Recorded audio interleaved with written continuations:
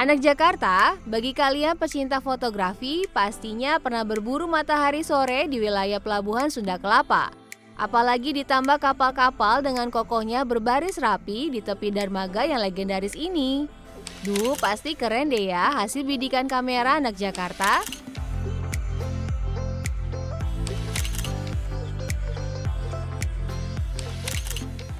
Oke, cukup foto-fotonya ya anak-anak Jakarta penikmat senja. Sekarang kita bakal lihat satu tempat yang tidak kalah keren di salah satu sudut pesisir Jakarta. Ya, tidak jauh dari area pelabuhan, kurang lebih 3 km ke arah selatan terdapat sebuah tempat yang menarik untuk dikunjungi. Inilah Museum Bahari. Selain menyimpan banyak cerita, di sini anak Jakarta juga bisa puas berfoto karena banyak spot foto yang estetik loh. Tapi tahukah anak Jakarta, sebelum menjadi museum yang estetik seperti sekarang, tempat ini dulunya merupakan bangunan gudang milik Hindia Belanda. Gudang ini dibangun tepat di samping mulut sungai Ciliwung yang merupakan sungai utama di Jakarta. Komplek gudang ini dibangun menjadi dua bagian, yaitu Westseitse Pakaize atau Komplek Gudang Sisi Barat yang didirikan secara bertahap mulai 1718 hingga 1774 oleh pemerintah Hindia Belanda. Sedangkan bagian lainnya adalah Ostseitse Pakaize atau Komplek Gudang bagian timur. Komplek gudang di sisi barat memiliki 4 bangunan, yang ketiganya sekarang digunakan untuk Museum Anak Jakarta. Di gudang-gudang inilah kolonial Belanda menyimpan banyak rempah-rempah seperti pala, tembakau, kopra, kayu putih, cengkeh, kayu manis, dan lada.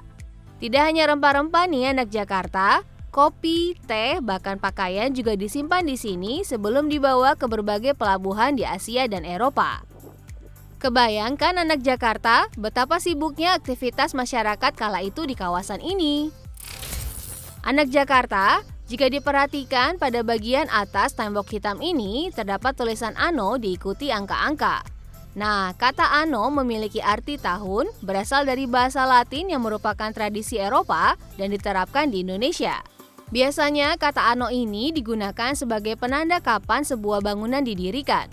Seperti di Museum Bahari, tertulis Anno 1774 yang berarti bangunan ini didirikan tahun 1774. Jadi, jika anak Jakarta menemukan tanda ini di cagar budaya atau tempat bersejarah lainnya, sudah tahu artinya ya. Anak Jakarta, tahu tidak apa yang membuat tim @Jakarta terkesima dengan bangunan yang berusia hampir 4 abad ini? Disinilah anak Jakarta dapat melihat langsung tembok atau dinding kota Batavia pada masa lampau, tepatnya abad ke-17 dan abad ke-18. Dari 23 benteng yang ada di masa Hindia Belanda, hanya inilah yang tersisa, lengkap dengan tempat penjaga benteng bertugas. Oh iya, ada satu lagi nih anak Jakarta. Di museum ini banyak sekali baja yang terpasang rapi di dinding bangunan bagian luar menyerupai huruf Y terbalik. Menurut penuturan Mas Firman, baja ini bukan sembarang baja anak Jakarta. Baja ini terpasang menembus dinding, berfungsi untuk menjaga agar bangunan tetap stabil walau terjadi bencana seperti gempa. Setelah Indonesia meraih kemerdekaannya, gudang ini menjadi milik perusahaan listrik negara dan Pos Telkom and Telegram. Pada 1976, komplek gudang ini dinyatakan sebagai properti budaya dan diresmikan tahun berikutnya oleh Gubernur Ali Sadikin sebagai museum yang menyimpan bukti-bukti sejarah maritim di Indonesia. Koleksi Museum Bahari terbilang cukup banyak anak Jakarta. Salah satu yang paling menonjol adalah koleksi perahu asli yang terletak di Gedung C Museum Bahari. Sebuah masterpiece dari Indonesia, Cadik Papua. Perahu sepanjang hampir 10 meter ini disebut juga perahu seman atau Cadik Karere. Perahu ini dibuat oleh suku Demta di Jayapura 46 tahun yang lalu dari sebatang pohon seiba yang dilubangi tengahnya. Anak Jakarta, coba lihat baik-baik. Jika diperhatikan di sisi kanan kiri perahu ini terdapat ukiran gambar ikan dan burung cendrawasih dan kepala burung kasuari pada bagian perahu yang berasal dari Jayapura. Museum Bahari sempat mengalami kebakaran di salah satu gedung pada 2018 lalu anak Jakarta. Namun dengan tanggap, museum cepat diperbaiki dan menyesuaikan dengan bentuk asli bangunan. Anak Jakarta, ada satu bangunan lagi yang menjadi bukti kemaritiman Indonesia pada masa Hindia Belanda. Tidak jauh dari Museum Bahari, berdiri sebuah menara tinggi menjulang Menara Syah Bandar. Menara ini sebenarnya menempati bekas Bayesian Culemborg dibangun pada 1645 seiring dengan pembuatan tembok keliling kota di tepi barat Batavia. Menara Syah Bandar atau Outjek dibangun sekitar tahun 1839 dan berfungsi sebagai menara pemantau bagi kapal-kapal yang hilir mudik kota Batavia lewat jalur laut.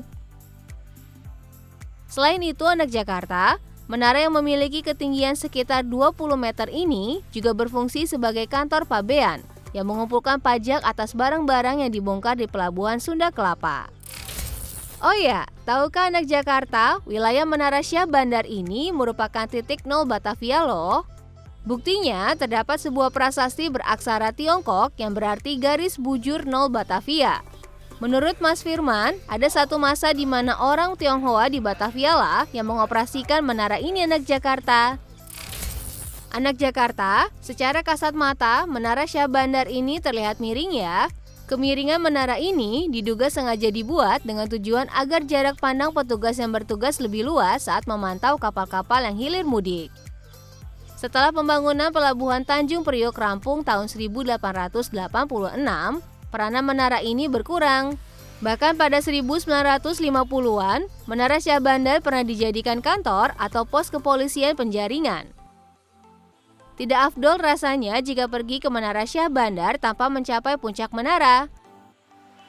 Mas Firman mengajak tim @Jakarta ke puncak menara dengan menaiki 56 anak tangga.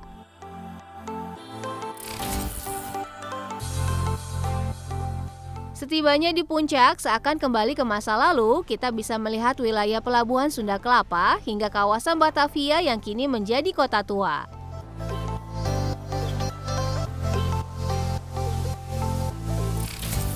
Anak Jakarta, kehadiran Museum Bahari dan Menara Syah Bandar sebagai cagar budaya patut diacungi jempol karena berperan dalam menumbuhkan rasa cinta dan kebanggaan kita sebagai bangsa Bahari.